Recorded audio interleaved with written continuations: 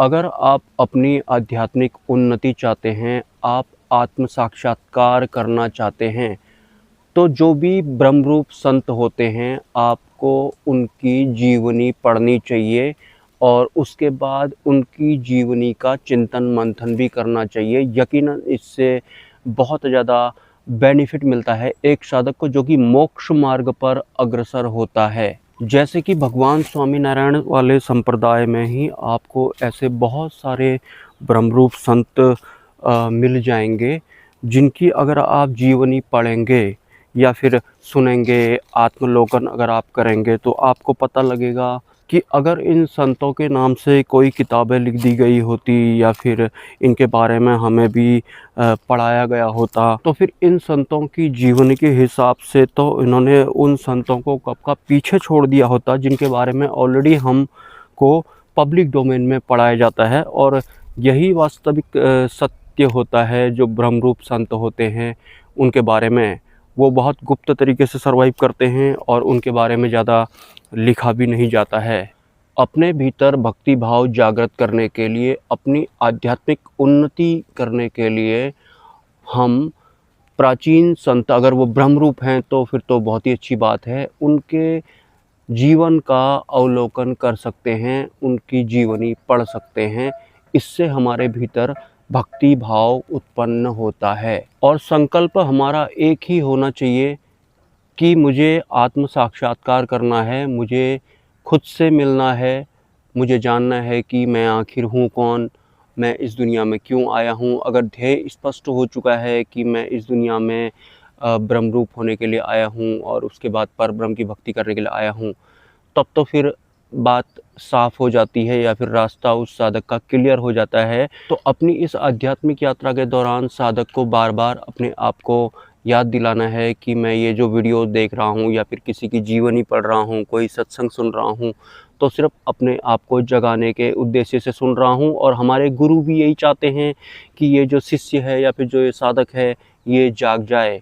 तो हमें जागना है, ये हमें भूलना नहीं है। मतलब यही हमारा ध्येय होना चाहिए। और वैसे भी हमारे जीवन में जो भी होता है वो हमें जगाने के उद्देश्य से ही होता है। अच्छी घटनाएं भी होती हैं हमारे जीवन में और बुरी घटनाएं भी होती हैं। सभी घटनाओं का लमसम एक ही ध्येय होता है, हमको जगाना। लेकिन हम इतने बेहोश होते हैं कि हम समझ ही नहीं पाते हैं। हम बुद्धि और मन की भावनाओं में या फिर उनकी स्ट्रीमिंग में बह जाते हैं और हमारा जीवन कहाँ का कहाँ पहुँच जाता है। हम कभी भी अपने ध्येय पर चल ही नहीं पाते हैं। देर दुरुस्त अगर उच्च स्तरीय गुरु हमारे जीवन में आने की वजह से हमको हमारा ध्येय पता लगता है कि मैं इस दुनिया में क्यों आया था, तब जा कर के एक साधक या फिर एक शिष्य अपने ध्येय पर बने रहता है। भले ही वो इस दुनिया में कुछ भी काम कर रहा हो, लेकिन वो अपने संकल्प में बने रहता है। मतलब फर्स्ट प्रायोरिटी पर उसका संकल्प रहता है, बाकी उसके अलावा वो जो भी करता है वो सेकंड, थर्ड या फिर फोर्थ प्रायोरिटी पे रहता है।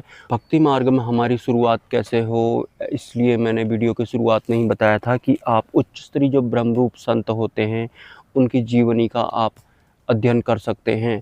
चिंतन मंथन अगर आप करेंगे तो फिर काफ़ी फ़ायदा एक साधक को मिलता है। स्टार्टअप के लिए मैं बात कर रहा हूँ, क्योंकि शुरुआत में हमें कुछ ज़्यादा पता होता नहीं है।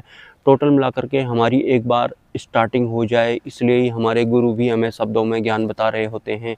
वैसे जो ये माया पार वाला अध्यात्म होता है, ये एट द एंड मौन में चला जाता है। मतलब वो साधक, वो शिष्य भी मौन में ही चला जाता है। जब तक हमारी स्टार्टिंग ना हो, तब तक हमको शब्दों में ज्ञान वगैरह समझाया जा रहा होता है या फिर सुनाया जा रहा होता है। और हमारी जो बुद्धि होती है वो भी शुरुआत में इस लेवल की नहीं होती है कि हम उच्च स्तरीय माया पार ज्ञान को ग्रहण कर पाएँ। तो हमको जैसे भी सहूलियत रहे, हम बुद्धि से ही समझ करके ही स्टार्टिंग कर लें अपनी। कुछ इस तरह से हमारे सामने में अध्यात्म फैलाया जाता है या फिर परोसा जाता है, आप जो भी कह सकते हैं। टोटल मिला कर के हमारी जागृति होनी चाहिए, हमें अपना ध्येय स्पष्ट होना चाहिए। और हमारे बुद्धि और मन कैसे होते हैं, हमको कोई भी ज्ञान वगैरह सुनाई पड़ता है तो हम उसमें रस ले रही होती है हमारी बुद्धि या फिर हमारा मन, कि कुछ पता लग गया, कोई नई चीज़ पता लग गई। ऐसे बुद्धिमान को कोई भी फ़ायदा नहीं होता है, ये खाली संतुष्ट और असंतुष्ट तक ही रह पाते हैं। वास्तव में बुद्धि पार हमको जाना होता है या फिर मन के पार हमको जाना होता है। और धीरे-धीरे एक साधक जब अपने गुरु को फ़ॉलो करता है या फिर उनके सत्संगों को फ़ॉलो करता है, तो धीरे-धीरे उनके इंटरनली उनमें बदलाव आते हैं। माया पार यानी कि बुद्धि पार वाली समझ क्रिएट होने लगती है। जो ज्ञान हमारे बौद्धिक बल को नहीं समझ में आता है या फिर उतना ही समझ में आता है जितने की बुद्धि की कैपेसिटी होती है, वो ज्ञान भी एक दिन धीरे-धीरे हमको समझ में आने लगता है। मतलब बुद्धि के पार वाली समझ भी हमारे अंदर क्रिएट होने लगती है और ये वास्तव में होता है।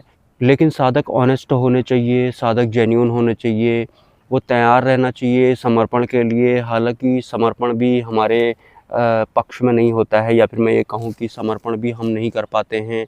अगर आप सच्चे साधक होंगे तो एक दिन आपको पता लगेगा कि हम तो समर्पण भी नहीं कर सकते हैं, क्योंकि समर्पण के लिए भी हमें कृपा की ज़रूरत पड़ती है, परमात्मा की कृपा या फिर गुरु की कृपा की ज़रूरत पड़ती है। और उसके बाद जब हमारा समर्पण घटित हो जाता है, तब जाकर ही परमात्मा हमारे भीतर उतरते हैं। कुछ ऐसा आप कह सकते हैं। ये मैंने कोशिश की है कि सरलता के साथ मैं आपको ये सब बताने की कोशिश करूं। हालांकि शब्दों से जितना भी बताया जाता है तो बुद्धि उसको समझती है, और शब्द अतीत ज्ञान जहाँ से शुरू होता है, मतलब जहाँ पर बुद्धि का काम नहीं होता है, वहाँ की बात अलग हो जाती है, वो दायरा अलग होता है, वो माया पार वाला दायरा होता है। उसकी शुरुआत भी होती है साधक की धीरे-धीरे, क्योंकि एक दिन ऐसा वक़्त आता है हमारे जीवन में कि जिस दिन एक साधक को लगता है कि काफ़ी समय हो गया है, मैं बुद्धि से ज्ञान सुन रहा हूँ, समझ रहा हूँ, लेकिन कुछ हो तो रहा है नहीं, खाली फिर से मेरे दिमाग में कुछ सवाल आ जाते हैं, फिर से उनका जवाब मिलता है, और फिर से जाकर के कोई ना कोई सवाल आ ही जाता है। हर सवाल जवाब लेकर के आता है, हर जवाब एक सवाल लेकर के आता है। तो फिर एट एट द एंड जो हमारा बौद्धिक बल होता है, या फिर साधक को खुद ही ऐसा लगने लगता है कि शायद बुद्धि से मैं परमात्मा तक नहीं पहुंच पाऊंगा, क्योंकि आज तक बहुत सालों से मैं सवाल कर रहा हूं, कुछ फ़ायदा तो हो नहीं रहा है जवाब मिलने के बाद भी। तो एक दिन बुद्धि खुद ब खुद जवाब देने लगती है, और उसके बाद हमारे सवाल जवाब जो अंदर के होते हैं वो खुद ही बंद होना शुरू हो जाते हैं, और वहाँ से हमारी शुरुआत होती है जागृति की। और वो एक ऐसी शुरुआत होती है कि उसमें हम मौन की भाषा में ही वार्तालाप करने लगते हैं, और हम अपने बुद्धि और मन को या फिर चित्त को या फिर अहंकार को भी एज ए दृष्टा अलग से देखने लगते हैं। हमको पता लगता है कि ये सब भी कुछ व्यवस्थाएं थी, और आज मैं एक नए व्यवस्था के साथ जैसा खड़ा हूँ, कुछ इस तरह का जैसा लगता है एक साधक को। ये सब होता है, लेकिन साधक जेन्युइन होना चाहिए, वो ऑनेस्ट होना चाहिए, वो अंतिम सत्य के लिए तैयार होना चाहिए, वो मैं और मेरा करने वाला नहीं होना चाहिए। उसे हर हाल में अपने अहंकार का ज्ञान होना चाहिए। अहंकार को समझना बहुत ज़्यादा ज़रूरी होता है, वो भी आत्मिक स्तर पर। आत्मिक स्तर पर जब हम मन बुद्धि चित्त अहंकार या फिर माया बद्ध व्यवस्थाओं को जब समझते हैं, तब जाकर ही हमारी आगे को उन्नति होती है। और कंफर्ट जोन में जागृति बिल्कुल भी संभव नहीं होती है। मतलब हम माया वाले जो सुख और दुख होते हैं, इनके पार वाली अवस्था में जाना शुरू हो जाने चाहिए, या फिर धीरे धीरे एक साधक अगर प्रैक्टिस करता है, दुखों को वो और सुखों को बराबर महसूस अगर वो करता है, तो धीरे धीरे उसको एक नया आवरण का एहसास होता है।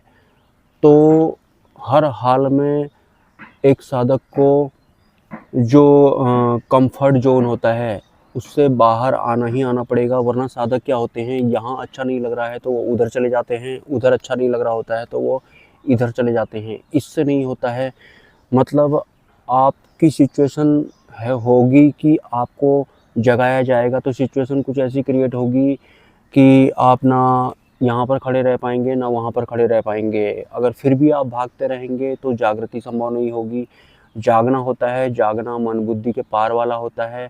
आपको हर हाल में अपने आप को याद दिलाना पड़ेगा कि मुझे जागना है। तो जो भी सिचुएशन है, मेरे को जगाने के उद्देश्य से ही मेरे जीवन में आई होगी। मे बी उसमें हमारे गुरु का योगदान रहा होगा, या फिर परमात्मा का योगदान रहा होगा, ब्रह्मांड की उच्च स्तरीय व्यवस्थाओं का योगदान रहा होगा। लेकिन हमें जगाने के उद्देश्य के साथ ही हमारे जीवन में कुछ भी घटित हो रहा होगा, हम बशर्ते तैयार होने चाहिए। क्या आप तैयार हैं?